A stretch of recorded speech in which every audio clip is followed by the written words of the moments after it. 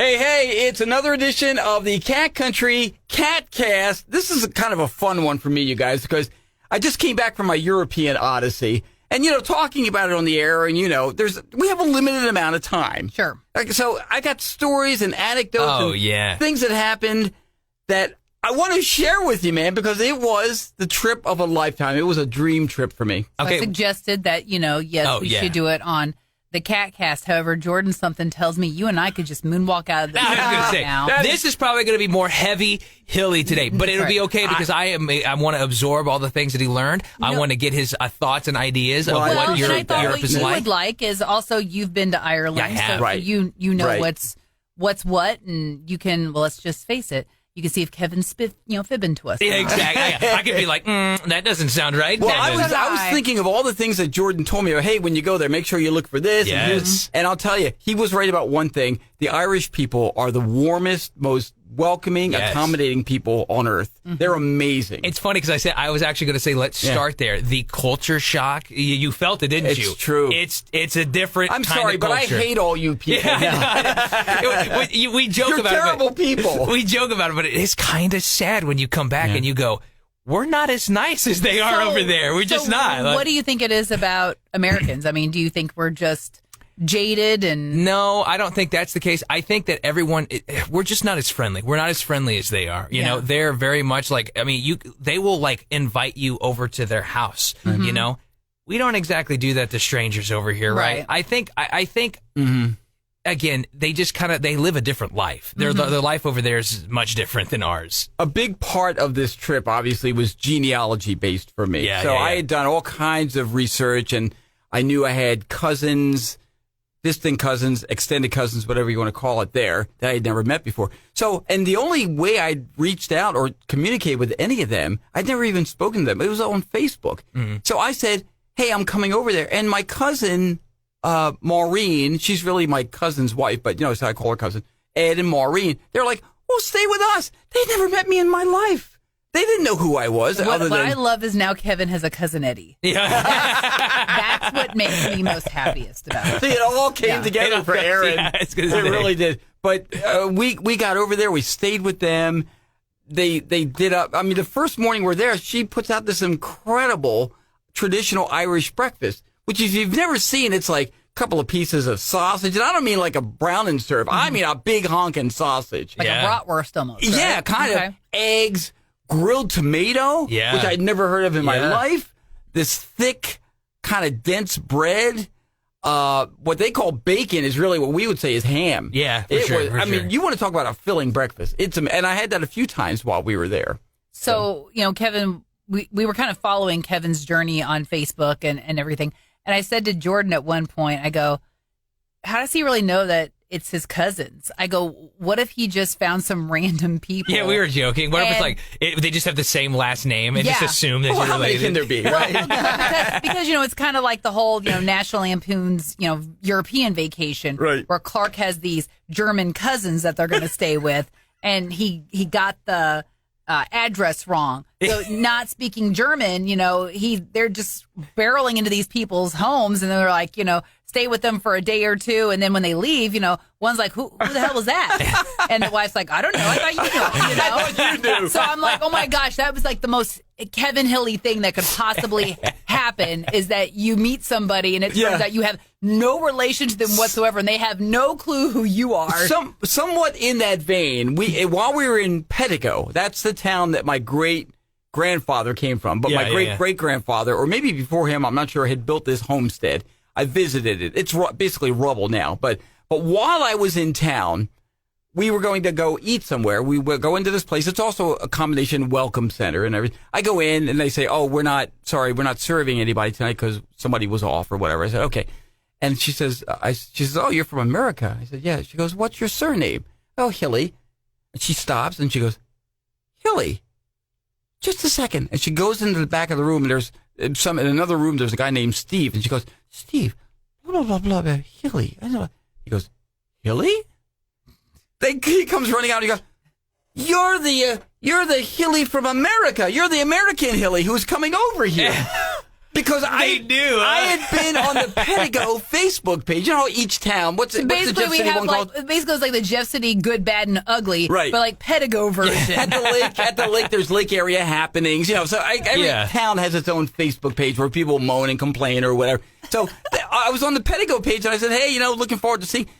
Apparently, everybody had seen that. The American from the Hilly from America is here, and people are like all over the place. We're like, I felt like a celebrity or something. I know, hang on. Right? So with Jordan and you guys saying that everyone's so welcoming and nice over there, like, is their Facebook page is there like a bunch of complaints? No, it's so nice. Like people Johnson's sheep got out again. No, and they're munching in my people are sharing pictures. Of like, hey, here's the street cleaning going on. Be careful, and that should be. I get amazing. so tired of all the complaints. Yeah. It's like we should do more with our lives than just go to sleep, wake up, and immediately complain. Well, see, when we went down there, we had like this. We went on like this real cool Game of Thrones like filming tour. Cool. So it was like super cool. It's when it's still going on, right? Nice. And so our tour guy, this dude named Eric, we became really good friends with him. Matter of fact, I'm still really good friends with him now. He's like, he does movies. He's like an extra in like Vikings and all this. Oh, wow. He gets like screen time. That's he has lines. awesome. It's awesome, right? But like Vikings is a very cool show, by the way. If you haven't seen it. But like, so all these filming locations, real cool. But this dude, Eric, he was so cool. And he like invited my wife and I. He goes, hey, I don't know what you're all doing, but you're all really cool. I'm going to go get drinks like at 5 p.m. at this place if you want to come hang out. And so we did. And just like, basically, he gave us a phone number. He's like, "Hey, anytime, wherever you want to go." This was all on your honeymoon, right? This was all honeymoon, right? Yeah. But again, I know man. What every woman wants. I know, right? Hey, let's go hook up with this random guy we met on a tour. Come on. But he would take us and She's show like, us. who did I marry? He'd take us and show us all these things. It's like, look, they got the touristy spots. I'm going to show you the actual spots. So like, it was just great. We had a great connection down there. It's like. But that was our introduction to. We're like, man, the people down here are amazing. Like, Well, I will tell you, and this happened on the well. Let me back up for a second. The homestead that I had told you about that had been built like 200 years ago or whatever, and it's still standing, but it's mostly rubble now. My 82-year-old cousin, Michael Hilly, he's like the local expert on everything historic there in town. He's taking me through. He lived in that place for a couple of years in the 70s. And he takes me up there. We're trudging up this mountain, twigs, and Michael was more fit than you, wasn't he, Hilly? I'm telling you, thorns and branches and mud. And he says, don't be careful. He goes, careful, younger fellas than you have hurt yourself on this.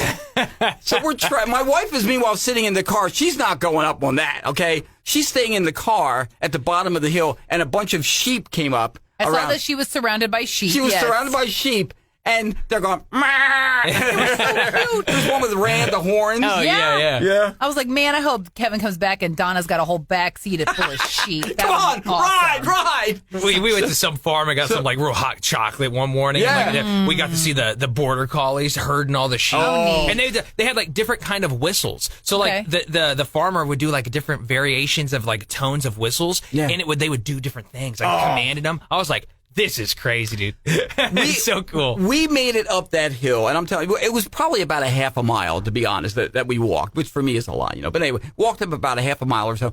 We finally get to this place, and he's showing me around the inside. And again, I have a full video of, in fact, here, this is my cousin, Michael, right here. This is him. He's 82 years old, okay?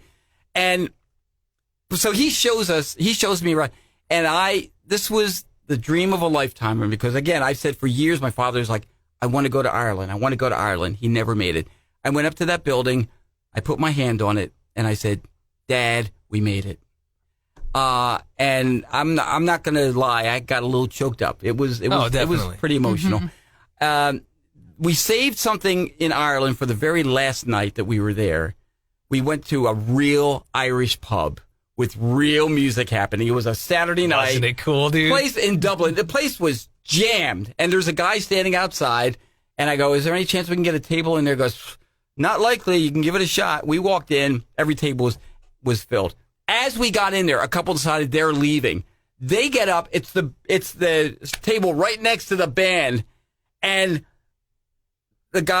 one of the guys inside says to my wife, well, there's a table that opens there. I left them, and I went right to the table. He says to my wife, He's fast. He's a fast little fella. Yeah. So we sat there. The band was amazing. They gave us a shout out. We want to say, hey, welcome to our friends from America, Kevin and Donna. They're visiting from Missouri. And the whole place giving us a round. I'm like, dude. Oh my gosh, this is awesome. Yeah. We were visiting with the band. It's weird being at a place where you stick out like a sore thumb, I know, isn't it? It's like, because crazy. immediately, anyone greets you, immediately you're like, ooh, I'm going to immediately, it's yes. like, bing, not from here, as soon as you open your mouth, right? This is them playing. This is just a little bit. You hear, this is the look at the instruments. The guy's on that one instrument. I don't know what it's called. The one closest to us here. Yeah, oh, yeah. That it's like a bagpipe sort of thing, but I don't know what you call it. You don't blow into it. You squeeze it or press it or something. But I mean, it was amazing. So and I love too, like how like their lore, and I bought a songs and like that. It's just. And did they do that? Did they incorporate like everyone's like singing and doing all kinds clapping of and singing all? He goes, let me hear it. I'm telling you, it feels he did like a version of Smoke on the Water. Oh, I mean, it feels like you stepped onto a movie set. It does. And the name of the place, it was Darky Kelly's. That's what it's called. Darky Kelly's. Nice. And it was, and I had a couple of Guinnesses. Can I tell you real fast about Guinness? Yes. I don't want to dominate you. I'm sorry.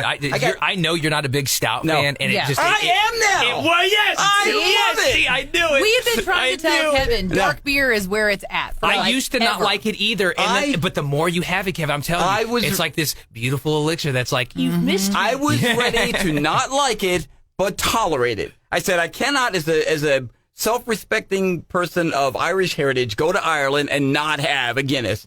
So they served it up, and I was like, this is good. This isn't just, now I tried it. I had 6 of them while I was there. Okay?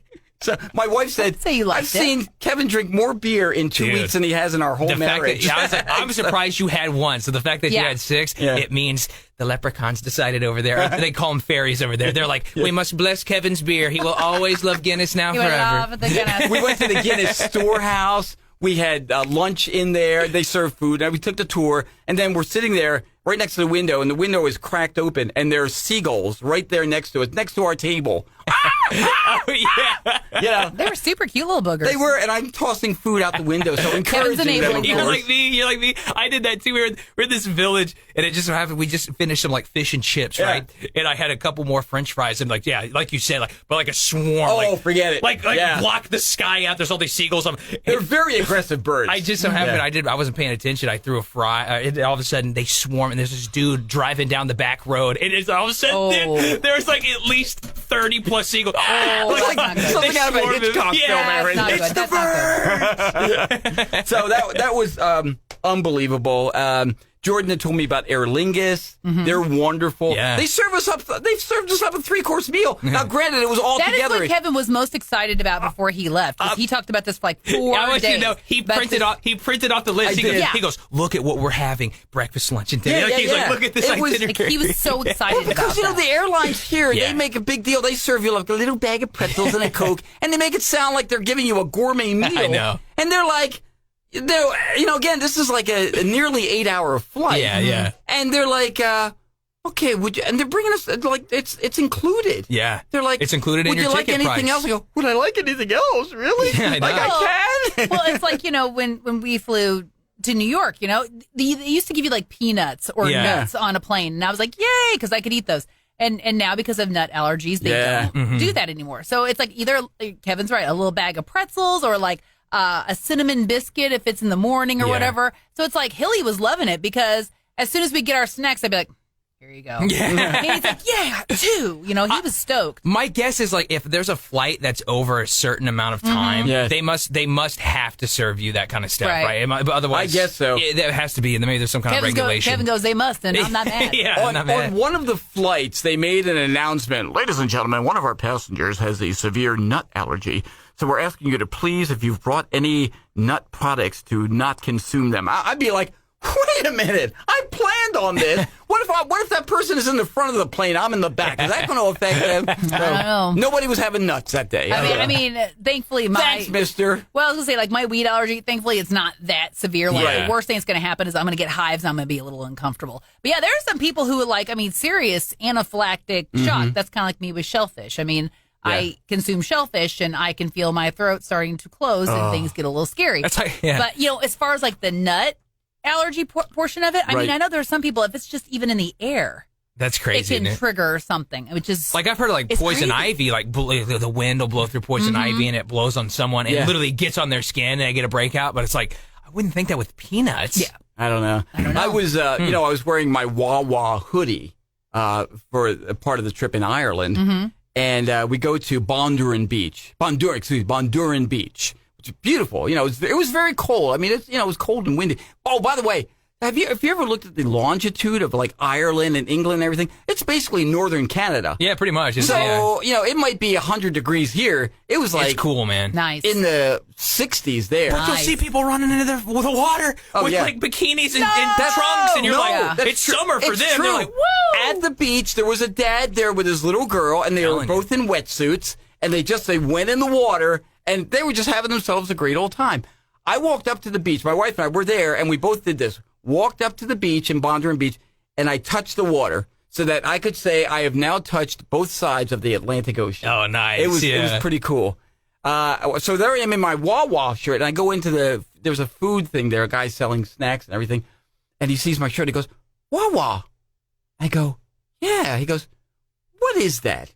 I said, well, do you know what it is? And by the way, just so you know, Wawa is like a major convenience store chain in the Philadelphia area. Philly's a huge. I love my Wawa. Yes. So he goes, what is that? I go, well, what do you think it is? He goes, well, there's a show called It's Always Sunny in Philadelphia where they talk about getting a sandwich or something at a Wawa. I go, that's it. They're getting a hoagie. He goes, that was it. That was his reference from the show It's Always Sunny in Philadelphia. Yeah. Oh gosh, for a second there, I thought it was going to be like a Charlie Brown teacher conversation. Wawa, Wawa, yeah. Wawa, Wawa. So Ireland was just magical, and I would love to do a trip of just Ireland. That goes for all the, honestly, with Paris.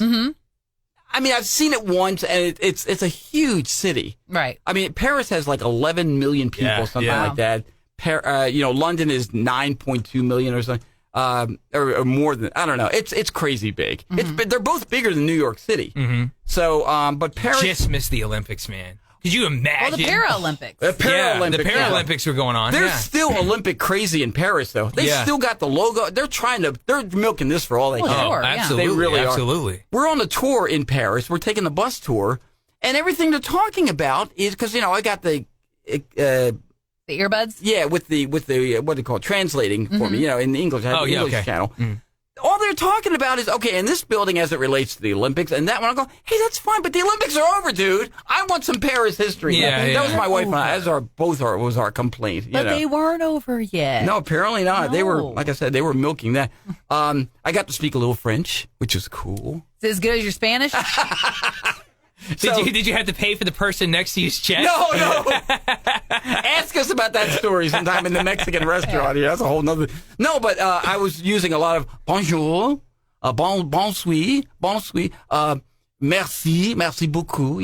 So I'm talking so they're talking back, and I'm feeling like, hey, I'm talking French. And then, but one guy, I go like, and now he speaks French. No, so he goes. I walk into some place and I go, excusez-moi.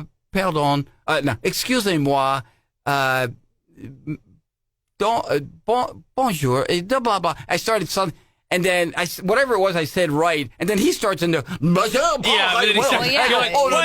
too advanced for me. Too advanced for me. Pandora's box, man. I really did. You're like, I know greetings. That's all I know. I just learned bon repas because it was a good breakfast. I go bon repas, and the guy goes merci. So Hilly messaged us, and he was like, hey.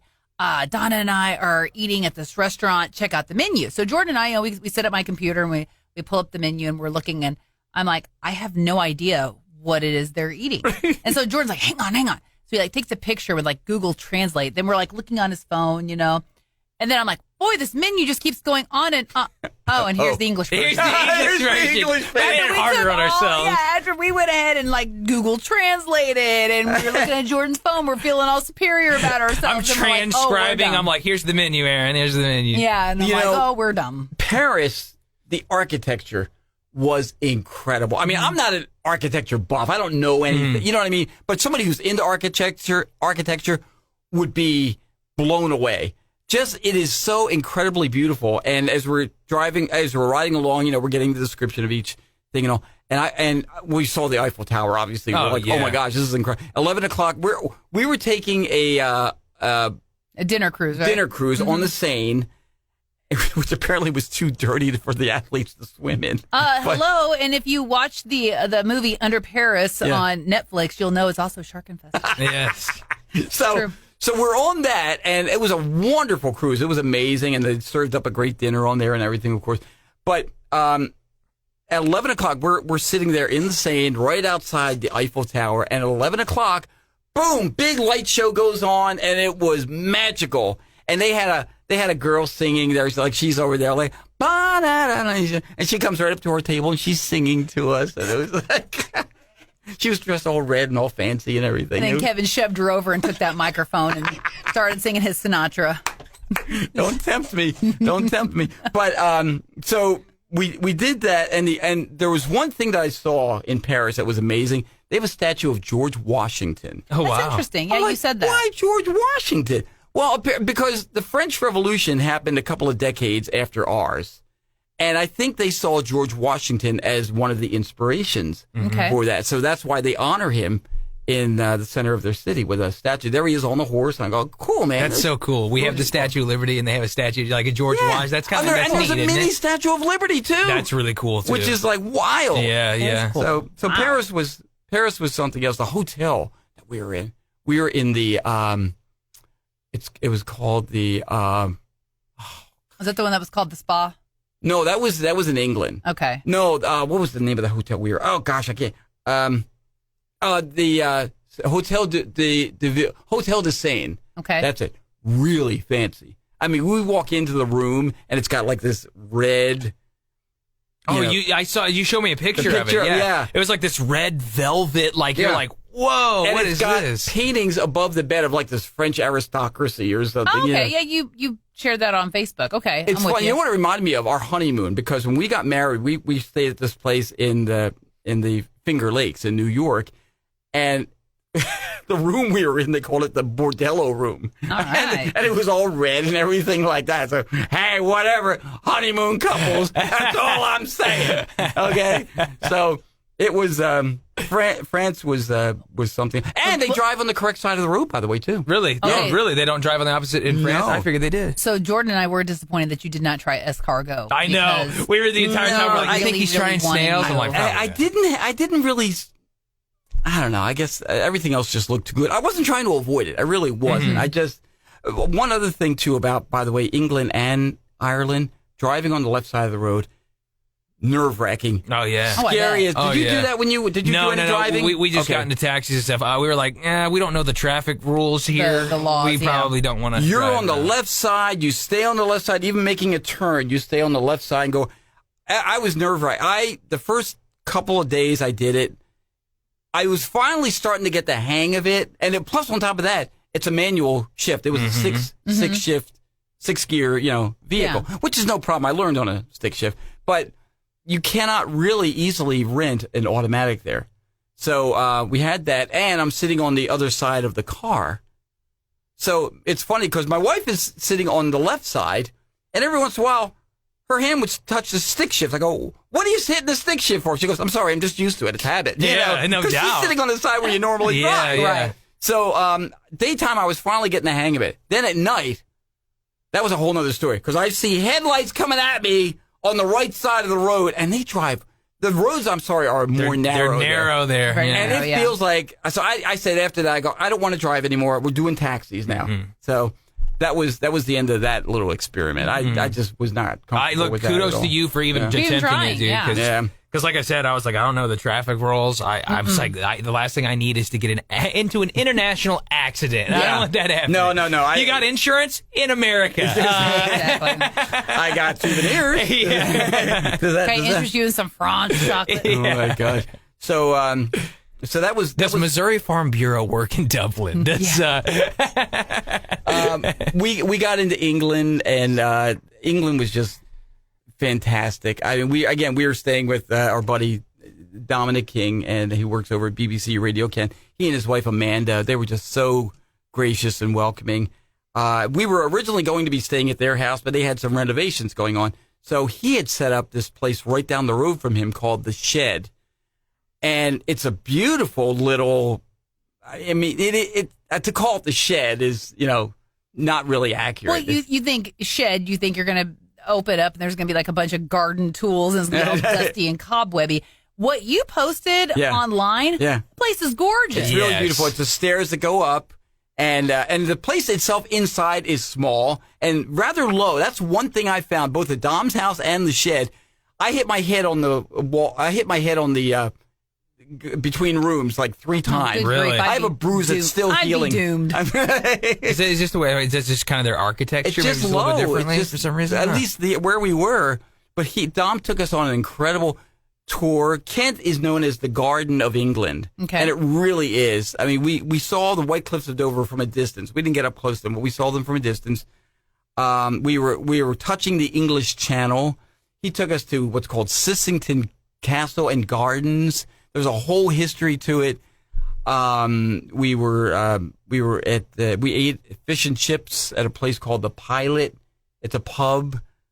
The fish and chips. The fish was like this. We look at it and go, I'm supposed to eat this in one sitting? They give you big portions. Oh, my God. At least I haven't been to England. I want to go there, too. England was amazing, and just, I mean, and the thing is, U.S. and England, we're just so close. Those are 100%. such great allies. Mm-hmm. So I got to go on the air with Dom, and I was on his show and the BBC Radio Kent. So we had a great time on there. Did I mention Abbey Road in this podcast yet? I forget. I don't think you have. No, okay. One of my other bucket list items, in addition to the family homestead, crossing the road at Abbey Road, the iconic Beatles album. There it is. I wanted to do that myself. Yeah, it's a thing to do when you go there. There I was walking. There I am. I'm walking across. See? And the bus goes by, which it looked like it had hit me. Sure did. The big red tourist bus. And then I walked back across, and that was like an item that. What did you say about you? I said that was like you looked like the most little old man thing that you could have possibly done in England. Because it's just the shirt. It's the shirt wrapped around. It's like the sweatshirt tied around the waist. Right. And there's something about the way you were walking. I was like, what is wrong with him today?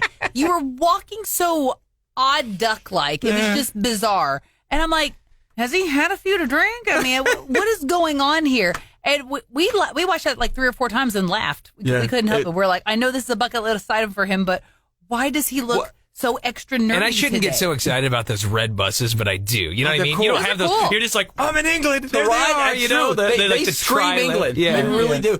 I didn't have an international phone plan when we went. Did you do like the Sims? No. We just when we hit Wi-Fi, we just That's what. Did you bring your converters though? Because you do have to have those. We knew about that ahead of time. One for England and Ireland, one for France. But we didn't have that. So what we had to do is depend on Wi-Fi. So I know, Aaron, you were following me on Google Maps. Yep. Where in the world is Kevin Hilly, right? So you could see where I was. And for the most part, I guess it worked for you, right? Yeah. As long as I was in Wi-Fi. As long as you were in Wi-Fi. Now, if you weren't, because I have to admit, the first day I said to Jordan, I think I've made a grave error. I go, because Kevin, just his little picture, because it pops up the picture he uses for Google. Right. So when he wasn't on Wi-Fi, it was grayed out. And so, but when he was flying, it was still going across the Atlantic. It's so normally I'm like an 8-hour flight. Cool. Or, Well, so I go to bed. I wake up the next day, and it's like his little face is still grayed out and just hanging over the Atlantic. So I'm kind of like, okay, well, Kevin hasn't quite landed yet. Hopefully he'll be landing soon, blah, blah. Jordan comes in. I'm like, oh, my gosh. She starts freaking out, dude. Have you heard anything from Hilly? She's like, have you heard anything from I think something's Kevin? wrong. She goes, oh, my gosh, I think he's lost. I think the plane went down in the Irish Sea. Have you got any news about a plane going down? Anything whatsoever? Oh, my God, it's crazy. And then all of a sudden, your dot teleported. Your dot lights up and flink. You were I hit Wi-Fi at that point. And I was like, oh my God. I will tell you guys, seriously, because Ireland was the first thing we hit, double. Yeah. As soon as we crossed into Ireland and we touched down, I turned to my wife and I go, oh my God, we're in Ireland. We are actually in Ireland. And I said the same thing about England. Oh, yeah. Mm-hmm. We're in England. Can you believe? And I'll tell you, she was most excited. I'm not sure. She enjoyed Ireland. Don't get me wrong. But England and France, that was a big deal for her. Yeah. And I think England especially, like she really loved England, and so did I. Oh, good. I mean, if I had to pick, and again, I love all three of them were good. If I had to pick. He loves all his children equally. If I had to pick a place to live of those three, I'd probably say England. Really? England, really? Yeah, even though Ireland was nice, but England, maybe I should say, has maybe more comforts. Okay. Maybe that's the best way to put it. Modern conveniences, and I don't know. It speaks to the nerd in you. It does. It does. Ireland is more rural. There's cities and stuff like that, but there's a lot more countryside in Ireland. Yeah. There's a lot more that kind of lifestyle. For sure. Right. So that was, but once we had Wi-Fi, we were good. Oh my gosh, we were hanging out at Dom's backyard. Again at his house, and Amanda had fixed up some snacks for us. We're all sitting out back and everything. He has swans in his backyard. That's There's pretty a cool. little stream or reservoir or whatever you call it going through his backyard.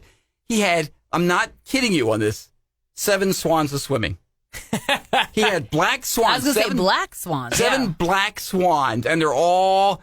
This is them. These are the swans, and we were like, "Why do you have 7 there? Like, was that on purpose?" He goes, "No, it's just 7." He should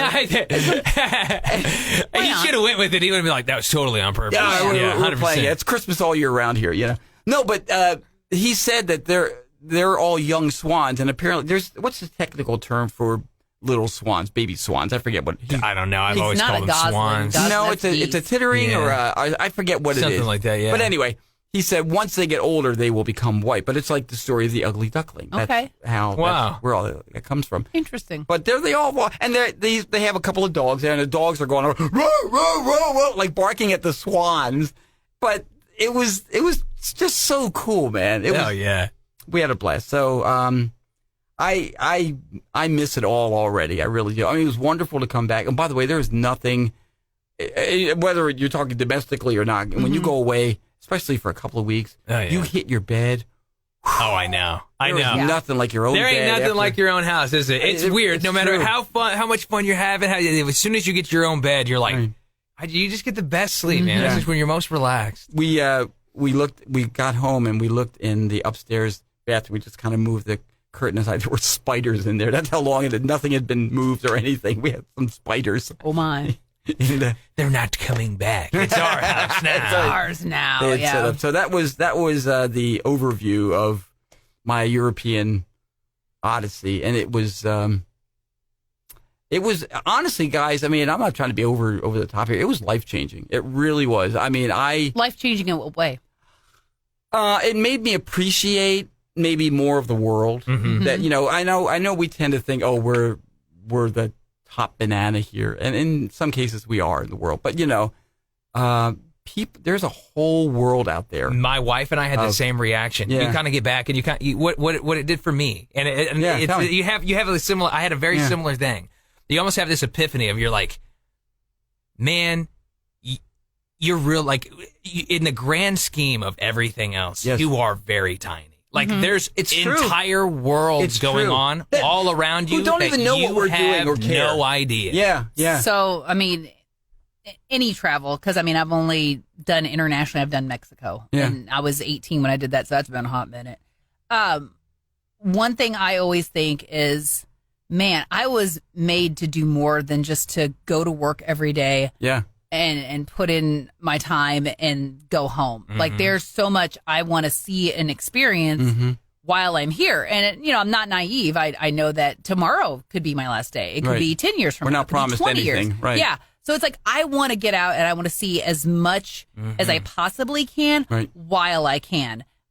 Because there may be a day where I'm not able to travel. I can't get around as well. Right. Or, so many people focus their money on stuff. They want the biggest house and they want the fanciest car. And in fact, I've had people, say, gosh, your house is small. Well, yeah, enjoy your crippling debt because my house is paid off. So is my mortgage. I want to go out and I want experiences. I want to see different things and experience different cultures. While I can, I couldn't do it when I was younger. But also, why do you want, like, I think about this all the time. You don't need this grand, giant house. Yeah. You know what I mean? It's like, because in my opinion, then you got to hire people to clean. I'm not going to clean this whole house unless you've got a lot of people to have to live there. You know, it's like, you got a big house? Yeah. Well, someone's also got to mow this big yard. Someone got to clean this big house. I ain't going to do it. It's enlightening. You know, I mean, even the conversations we had. The greatest conversations with taxi drivers. Oh, yeah. I mean, like, we're just driving along and, you know, I mean, and we're talking about everything, talking about life here, talking about politics in the U.S. and blah, blah, blah, just everything back and forth. And it was just to hear the opinions of people who have no reason to tell you what you want to hear or whatever, because they don't know me. I don't know them, you know. But one of our taxi drivers, that guy, Anthony, he was cool, man. We had such a great time with him. I said, Anthony, I got to take a picture with you. Yeah, come on, mate. You know, and so we're taking a picture with Anthony. Kevin's going to be staying at Anthony's house next. Anthony, you got room? It's so, it is a life-changing experience when you go, you know, like anywhere out of the country, really. But you just, especially over there, when you just kind of see how life's working and everything, you're like, man, like, you just kind of think like, some of your problems are very you know what I mean? You're just like, you just realize how big the world truly is and how much is going on that you don't even realize. Well, here, I think in America, we're so focused on work. It has to be work I think, in my personal opinion, we work too much. I agree 100%, you know, because there's more to life than just work. You know, enjoy your family, enjoy your friends, enjoy traveling as much as you can. I'll tell you, because there's more to life than just work. 100%. One thing we did, and I know you guys will understand this, when you're away, man, you spend money like it's going out of style. I call it treat yourself mode. We spent money on things we never would have spent money. Oh, $20 for this. Here you go. No big deal. Like tipping people. Like, you know, hey, the fare was 11 something. Give them 20. You know, like that kind of. Although, well, you know what's funny? They don't really tip there. That's the thing. Tipping was like kind of a surprise to them. They don't get offended, but they're kind of like, "Why are you giving me extra money?" Again, it's another culture shock thing. We're so used to doing it here; it's not expected anywhere else. Well, that guy Anthony I was telling you about, we had such a good time with him. Number one, but he was telling us about so you see the fare in front of you up above the driver, and it has your fare, and then it also has it's like an extra, like a bonus amount that you have to pay in addition to that. He goes, oh, that's just for the mayor. So he's got the mayor of London, right? I go, oh yeah, so he can put his kid through college. He goes, exactly. Nice. So after we were done, I said, hey, well here, just take this. So I want to make sure mayor doesn't get his cut. He goes, oh, thank you, mate. So it was just a wonderful trip, and I'm going to remember it forever. I really am. And I'd love to go back sometime, maybe focus a little more, like I said, on one, maybe just Ireland, just England, just London, just focus. You know, I mean, I hit some of the smaller places too. And there are other places too. Japan, I'd love to see Japan. My daughter's going to see Japan sometime next year. Australia, other places, some of this. Yep. So I don't know how many years I have left, but I'd like to do some more. 100%. Like to do some more travel. That's what it's all about. Yeah, for sure. So that's that. Awkward pause. So if you want to share your vacation tales, where have you been? Where would you like to go? KATcountry.com/KATcast, and or you could email us at KATcountry@mailzimmer.com. You could do that too. There's many ways to get a hold of us. Too many, some would say. And that is another edition of the Cat Country KATcast. Thanks for joining us.